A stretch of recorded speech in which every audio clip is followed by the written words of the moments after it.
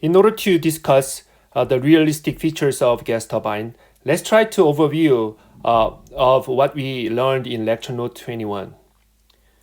In lecture note 21, we learned about the isentropic efficiency.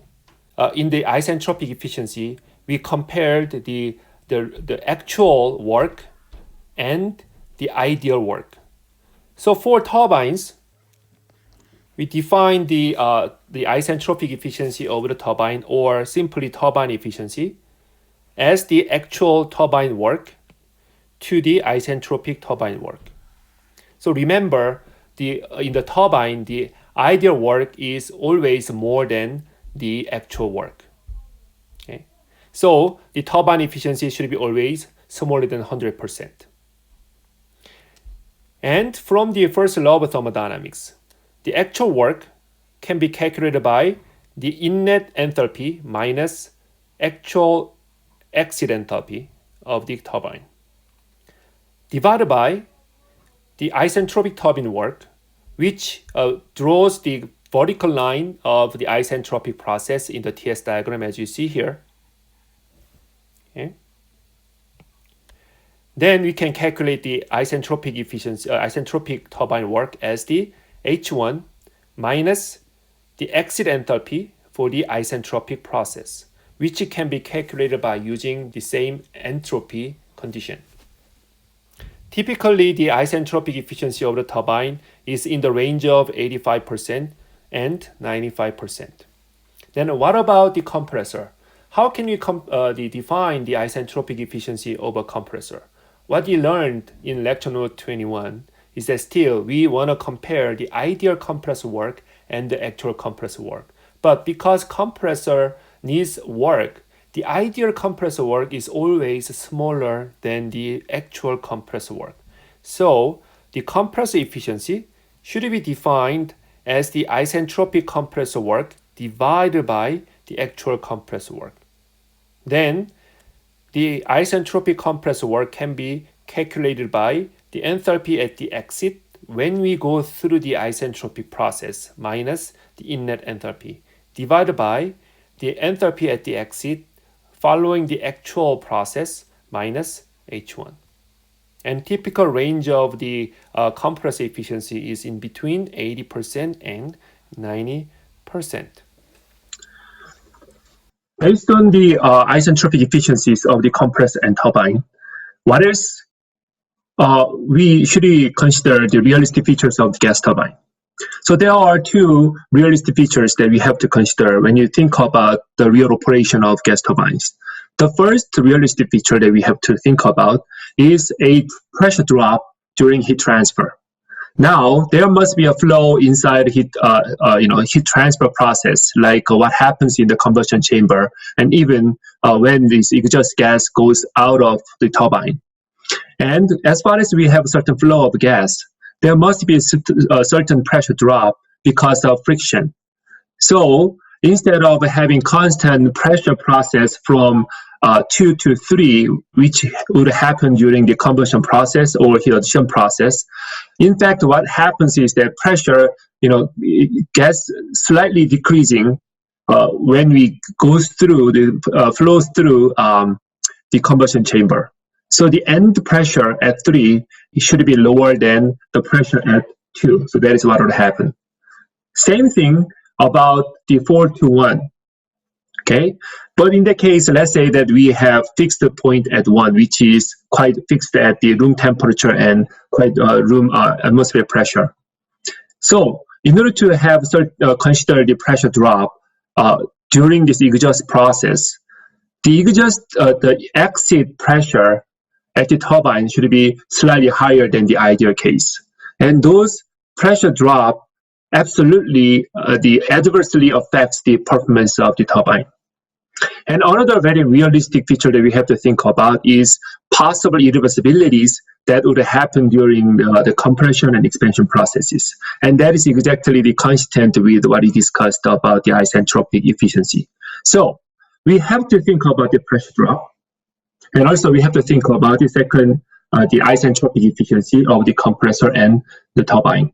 And we already overviewed those efficiencies, isentropic efficiencies of a compressor and turbine. So the equation that we have to use are here. So we have to consider the isentropic efficiency of a compressor, from which we can calculate the what would be the realistic, the exit condition of the compressor. And also we have to use the turbine efficiency or isentropic efficiency of the turbine. And from this equation, we also can calculate what would be the realistic work output from the turbine. Then also we can calculate the exit condition of the turbine from this equation. So absolutely, the real features of gas turbines do not help us. And what happens basically is that because of these two realistic features, we would have less power output and we would have lower thermal efficiency. So now let's talk about the lower thermal efficiency. And the lower thermal efficiency is not good for us. So the next very natural following question is, how can we improve the thermal efficiency of the gas turbine? Okay. Now let's take a look at the equation itself. So as you already know, the thermal efficiency can be written as the net work divided by heat input. Then how can we improve the thermal efficiency? The first option is we might be able to increase the net work, okay? Or we might be able to decrease the amount of the input. So let's think about how we can improve or increase the net amount of work. So now let's talk about the gas turbine. Okay? So if we really look at the working component, that is turbine, and also we have work consumption component, that is compressor. So in order to increase the net work, either we have to increase the work from the turbine, or we have to decrease the work need from the compressor. So then how can we increase the turbine work, and how can we decrease the compressor work? Usually we have to replace the turbine or replace the compressor, and it's not an easy task to replace those turbine or compressor because that is already well integrated in as a system. So even though we could, but that is not quite desirable. Then let's think about how can we reduce the amount of input. So now let's assume that we still have turbine, we still have the compressor, which are the exactly same. What it means is we don't have to worry about, or we just still maintain the net amount of work as the same value. Okay. Then let's think about the way we can reduce the heat input. Now, in order to get some hints of how to do this task, now let's take a look at the TS diagram of just a simple gas turbine with one compressor, one turbine, and one combustion chamber. And you already are very familiar with this TS diagram, right? So we already overviewed what we learned in the last lecture. So now that is the general, TS diagram, where what you have to really take a look at is the temperature at 2 and temperature at 4. In general, many times, temperature at 4 is bigger than temperature at 2.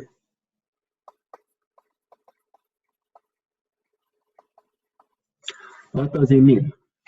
Now, please remember the state 4 is the exhaust gas temperature. Okay? And then we usually don't use it. Those exhaust gas is emitted from the gas turbine, and that's all. But still the temperature of this exhaust gas is quite high temperature, even higher than the air temperature at the exit of a compressor. So that's a big loss, because we have already kind of let go of that already very hot gas, without using it. So the motivation question is that, is there any possible way to make use of this hot needs, the hot gas temperature, at the exit of a turbine, and somehow use this heat to preheat the air that is exceeding the compressor. What I said is just what would happen if I try to deliver certain heat to preheat the air that is compressed. So the question is, how can we transfer heat from the hot exhaust gas to the air after compression process? In order to make that happen, we need an additional component, which is a heat exchanger. So now, again, what we want to do is we want to transfer heat from the hot exhaust gas to the air after compressor. What we can do is that we install a heat exchanger. Through this heat exchanger, we have a pipeline that is, that is from the turbine to the heat exchanger, where the exhaust gas flows in and flows out.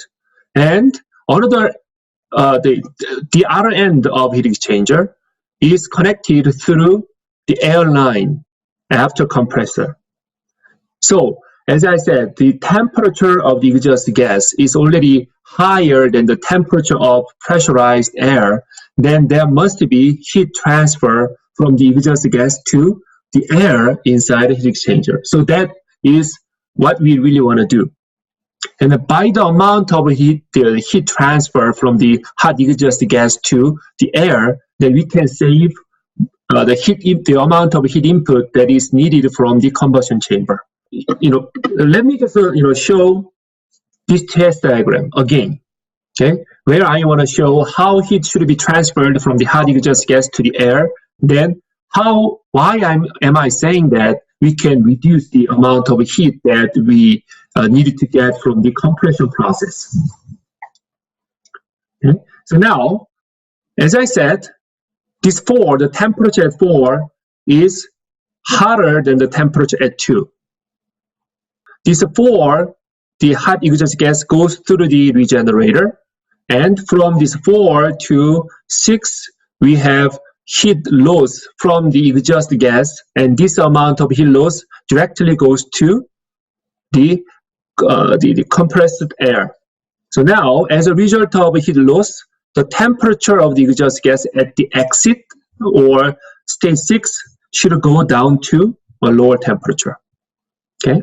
Then the amount of heat lost from the exhaust gas should be transferred to the air to increase the temperature of the air at the exit of the heat exchanger. So what it means is that now at the inlet of the air, we have temperature at 2, but because of this heat transfer, then now the temperature of the air should be increased to certain value of elevated temperature before this air goes into the combustion chamber. What would be the maximum temperature increase of the air? Now, what is the most ideal condition? Can the temperature of the air be higher than the inlet temperature of the exhaust gas, or T4? No way, right? Because we are talking about totally heat transfer process. So the exit temperature of the air cannot be higher than the inlet temperature of the exhaust gas. So what it means is that the maximum case, the most ideal case, has the temperature of the air the same as the temperature of the exhaust gas. So in this TS diagram, 5' would be the maximum temperature that the air can get. In that case, the exactly same amount of heat should be transferred from the exhaust gas to the air. So that is the best case. If you really think about the best case, now the realistic case is that usually the temperature of the air that is preheated should be lower than 5'. So usually at 5. This temperature, this preheated air at temperature 5 gets into the combustion chamber. But what we need is to increase the air, or after combustion process, the burn gas temperature to the maximum temperature at 3. Again, usually the maximum temperature is quite limited to protect the blades of the turbine. So now, how much energy we need to heat up the air, which is at temperature 5, to increase temperature to T3. So what we need is only this portion of heat.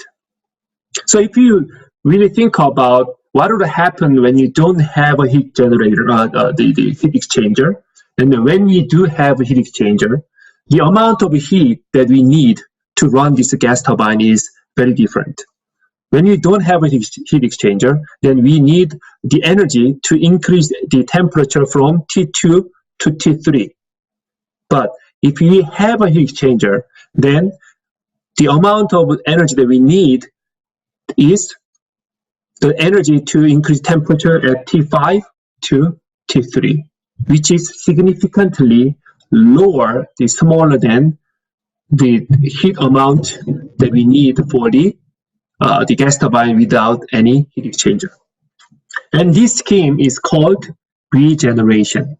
So regeneration means that we regenerate the heat, otherwise would be wasted to the atmosphere, to preheat the air to reduce the amount of heat that we need to run this gas turbine.